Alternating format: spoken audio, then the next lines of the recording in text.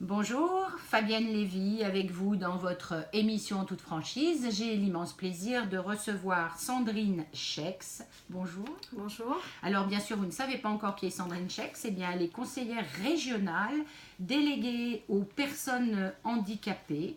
Elle est de la formation UDI, elle est dans l'exécutif de Laurent Wauquiez. Sandrine Schex, pourquoi pas vice-présidente? Parce que ce n'est pas une compétence de la région, c'est une volonté du président et de l'exécutif que de faire en sorte que le handicap soit pris en considération dans toutes les politiques régionales.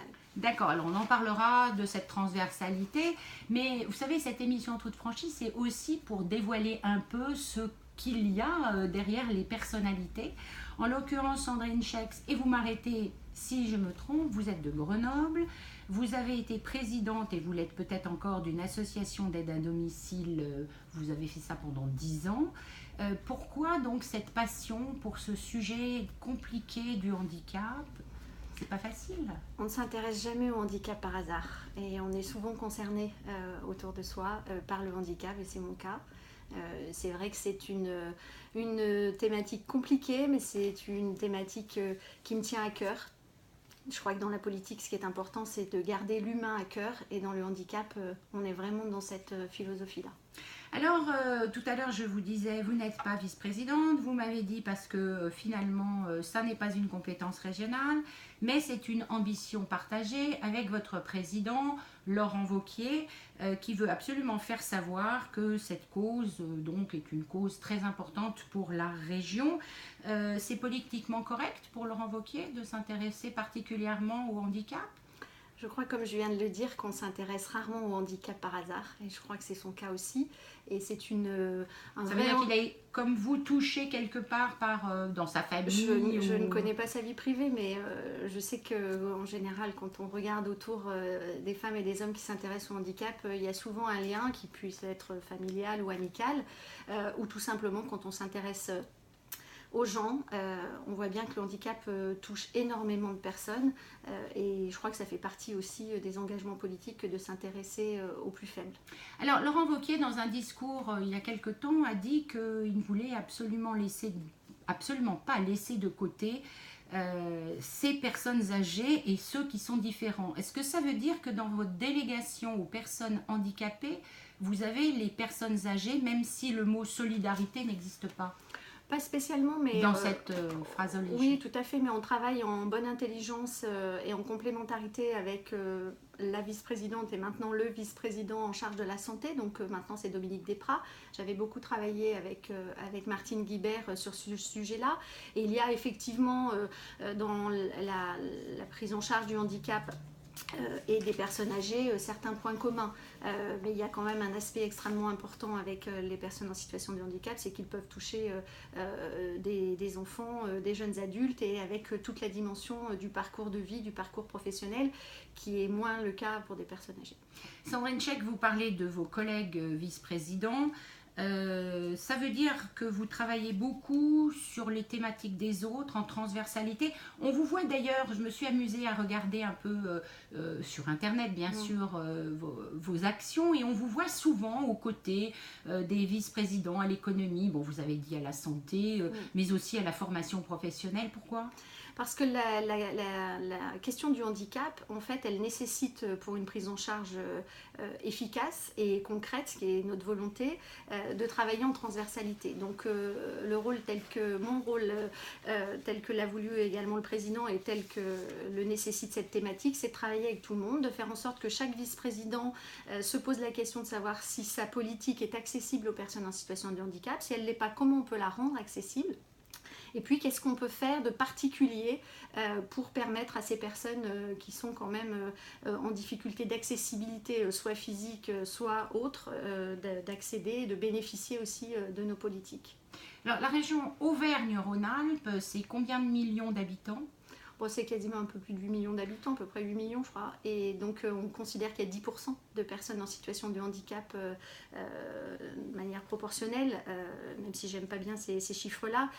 On est bien obligé de les repérer. Tout à fait, mais j'ai à cœur de dire qu'il y a effectivement les personnes en situation de handicap et il y a tous les aidants familiaux qui sont extrêmement importants et qui... subissent, si je puis dire, aussi en deuxième effet les questions du handicap. Donc s'intéresser aux personnes en situation de handicap, essayer de leur faciliter le quotidien, c'est aussi agir sur le quotidien de nombreuses familles. Alors on reviendra tout à l'heure sur différentes actions concernant le handicap. Je pense que vous avez plein d'exemples, et puis si vous n'en avez pas, j'en ai repéré quelques-uns. Je voudrais juste revenir parce que nous sommes à la fin de l'année 2017, donc vous avez 1 an et demi à peu près de fonction dans cette action, mais la région n'a pas débuté il y a 1 an et demi. Il y a quelques années, la région avait reçu un trophée national de l'accessibilité pour le handicap en 2013.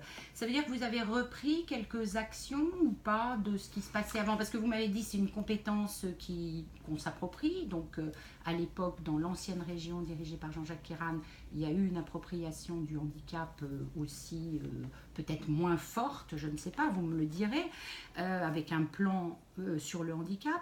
Ça m'amène à vous poser cette question. Vous avez fait adopter, je crois, un plan du handicap à la région Rhône-Alpes. On y est en plein. Donc vous allez nous en parler parce qu'il y a des actions efficaces. Laurent Wauquiez veut être efficace, vous aussi. Donc, qu'est-ce que ça fait comme investissement? Enfin, qu'est-ce qui se passe dans ce plan handicap pour que nos auditeurs, Sandrine Schex, soient bien informés sur ce qui se passe en Auvergne et en Rhône-Alpes? Alors, rappelez qu'effectivement, le handicap a été pris en considération ces dernières années, notamment sur quelque chose qui relève de la loi, c'est l'accessibilité des gares, des trains, des arrêts routiers. C'est loi 2005, voilà, une loi assez ancienne. Donc ça c'est effectivement un plan handicap qui concerne toutes les collectivités, puisqu'elle dépend effectivement de l'application de la loi. Après, il y a une volonté particulière de faire comme nous comme vous le faites, Sandrine Schex. Comme j'essaye de le faire avec mes collègues, c'est de faire encore plus pour le handicap. Et c'est ce encore plus pour le handicap qu'on décline dans différentes actions. Donc, pour pouvoir mener à bien un plan handicap sur lequel nous avons donc voté 4 millions d'euros d'investissement, il y a besoin de ressources humaines. 4 millions sur le mandat? Chaque année. Chaque année. Donc c'est une grosse somme, oui, c'est ça? Chaque année. Alors c'est une grosse somme. Alors certains pourraient dire que par rapport au budget global, c'est pas une grosse somme, mais ce plan handicap, c'est bien le volet encore plus pour le handicap. Ce qui n'empêche pas que nous continuons à travailler sur la question de l'accessibilité des gares. Nous continuons à travailler sur la question de l'accessibilité des lycées. 222 millions d'euros seront investis tout au long du mandat et du plan pluriannuel d'investissement sur l'accessibilité des lycées. Il y a également tout le volet formation qui n'est pas dans ce plan de 4 millions. Alors il y a quoi dans ce plan de 4 millions? Alors dans ce plan de 4 millions, il y a un volet sur l'accompagnement des actions innovantes dans lequel il y a par exemple nos fameux robots lycéens, qui est une expérimentation qui avait été conduite par l'ancienne équipe régionale, qui s'arrêtait et que l'on a décidé de poursuivre et de développer dans chacun des départements. Donc on va mettre à disposition de notre partenaire du rectorat et donc des proviseurs de lycée ces robots lycéens pour permettre aux lycéens empêchés, hospitalisés ou handicapés, de continuer à suivre leurs cours. Justement, c'est un truc formidable. Enfin, j'ai regardé ça et vu une expérimentation robots lycéens. Donc vous passez de 3 robots en région à 15. Alors on va démarrer avec 15, mais on a voté un plan qui permet d'en acheter un peu moins d'une centaine. Simplement, on ne veut pas, moi je suis assez pragmatique et assez sensible à l'utilisation de l'argent public. Donc comme nous allons travailler avec des partenaires, il faut que cet outil soit bien appréhendé par les proviseurs de lycée, par le rectorat. Et donc nous allons démarrer avec donc un robot par département. Et si ce robot répond à des attentes que nous avons identifiées et qui ont été identifiées dans le cadre des missions d'évaluation qui ont été conduites sur cette expérimentation, nous en achèterons 2, nous en achèterons 3 et nous essayerons de répondre aux besoins. Mais je ne veux pas qu'il reste dans la cave à prendre la poussière, c'est de l'argent public, donc on commence par un robot et ensuite on verra. Sandrine, donc ce robot, il va se promener avec qui ? Alors ce robot, en fait, donc l'élève qui est hospitalisé par exemple, avec son ordinateur portable, peut piloter le robot qui est dans la classe ou dans le lycée, qui peut aller aussi à la bibliothèque, travailler en groupe avec ses camarades, il peut les accompagner à la récréation. Donc vous avez choisi un lycée par département ? Non, parce qu'en fait, l'idée, c'est pas d'affecter à chaque lycée. L'idée, c'est de le proposer donc au service d'accompagnement des enfants malades qui existe dans chaque rectorat, de manière à ce que ce soit un outil supplémentaire à leur dispositif. Parce que l'idée, c'est pas de se substituer non plus à des enseignants. Donc, quand il peut y avoir des enseignants qui se rendent à l'hôpital, par exemple, c'est quand même très important. Mais lorsque il y a besoin de garder le lien, ils pourront donc s'appuyer sur ce nouvel outil. Et ce sera à la demande des proviseurs en fonction des besoins et des situations des élèves. Donc c'est un travail collégial, on va dire, avec l'éducation nationale et la région. Exactement. Nous investissons et nous proposons la mise à disposition de matériel. Vous faites l'animation, en fait, mais c'est tout à fait important. Je voudrais vous poser une question. Donc on est dans ce plan handicap. Vous parlez beaucoup d'innovation. Oui. On sait que la région est à fond sur les startups. Il va y avoir des actions... Dans ce plan d'innovation, il y a, comme je disais, donc les robots lycéens, mais il y a aussi l'accompagnement de startups et d'expérimentation, comme par exemple l'accompagnement que l'on fait d'une petite startup qui s'appelle WeGoTo et qui permet, avec une sorte de chariot, de capter des éléments chiffrés sur la voirie et sur l'accessibilité de la voirie pour permettre ensuite aux communes, aux intercommunalités de répondre aux besoins d'accessibilité. Et avec ces données recueillies, avec l'aide d'une application sur smartphone, de proposer aux personnes handicapées des parcours fiabilisés sur lesquels ils peuvent circuler. Comment ils savent, les personnes handicapées, qu'elles peuvent bénéficier? C'est l'expérimentation qu'on est en train de mettre en place, parce que justement c'est innovant. Donc il va y avoir une expérimentation, notamment sur la commune de Vienne, puisqu'il y a beaucoup de tourisme. Et donc il faut Vienne en Isère. Vienne en Isère, tout à fait. Et donc cette petite société donc va mettre en application donc à l'échelle d'une commune donc échelle d'une commune seulement sur tout le territoire. Pour l'instant, on démarre avec parce que c'est toujours pareil dans l'innovation, il faut apporter la preuve de l'efficacité. Donc là, cette expérimentation, donc j'allais dire en site réel, donc devrait se faire d'ici le premier trimestre 2018. Et ensuite, l'idée c'est d'accompagner cette start-up pour qu'elle puisse répondre à d'autres besoins. Après, nous, on n'a pas vocation à se substituer aussi aux actions commerciales des entreprises. Donc nous, on est là pour faire effet levier, on est là pour faciliter les choses. Et après, à chacun d'apporter la preuve de... Voilà. Sandrine Scheck, je pense que les auditeurs et les auditrices l'ont bien compris. Vous êtes une femme politique qui a une délégation aux personnes handicapées. Vous avez une vision, celle d'améliorer le handicap en région et de le faire le plus sereinement possible, en donnant beaucoup d'autonomie d'ailleurs à cette politique, certaines fois.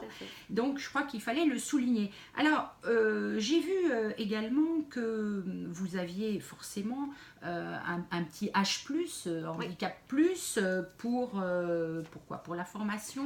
Oui, alors la démarche H+, qui concerne la formation consiste à accompagner des référents handicap dans les organismes de formation pour faciliter l'accès à la formation des personnes handicapées. C'est une démarche qui existait dans le précédent mandat. Et vous travaillez avec la vice-présidente en charge ? Tout à fait. Pour chacune des politiques que l'on met en place, je travaille toujours en partenariat avec les vice-présidents. Vous êtes vraiment la personne très importante dans cette région aujourd'hui. Je ne sais pas si je suis très importante, mais en tout cas, j'ai plaisir à travailler avec tout le monde. J'ai plaisir à travailler avec tout le monde. Et puis en plus, plus nous serons nombreux à nous poser des questions sur le handicap, et plus nous contribuerons exactement à changer le regard et à être efficace. Et à être efficace dans le concret. Moi, les grandes annonces, c'est bien, mais... Ce qui est important, c'est que dans le quotidien, les personnes en situation de handicap voient que les décisions politiques sont prises, améliorent leur journée et leur parcours de vie. Donc effectivement, c'est avec tous mes collègues que nous travaillons sur ces politiques. Alors vous disiez que je suis quelqu'un d'important, je pense, je ne sais pas, mais en tout cas le président a voulu que le handicap soit vraiment au cœur de tout cela. Et moi j'essaye de faire un peu l'assemblier, l'animateur, stimulateur, mais je suis très contente parce que vraiment je crois que de ces derniers mois, avec tout le travail qu'on a pu faire de relations à la fois en interne à la région, à la fois avec tous les partenaires sur le terrain, on a vraiment, je crois Qui sont les partenaires sur le terrain? Alors les partenaires, ce sont des associations qui peuvent être des ESAT ou des entreprises adaptées pour ce qui concerne une partie de l'emploi, mais aussi le Pôle emploi. Nos partenaires, vraiment un des partenaires les plus importants, c'est la GFIP, parce que c'est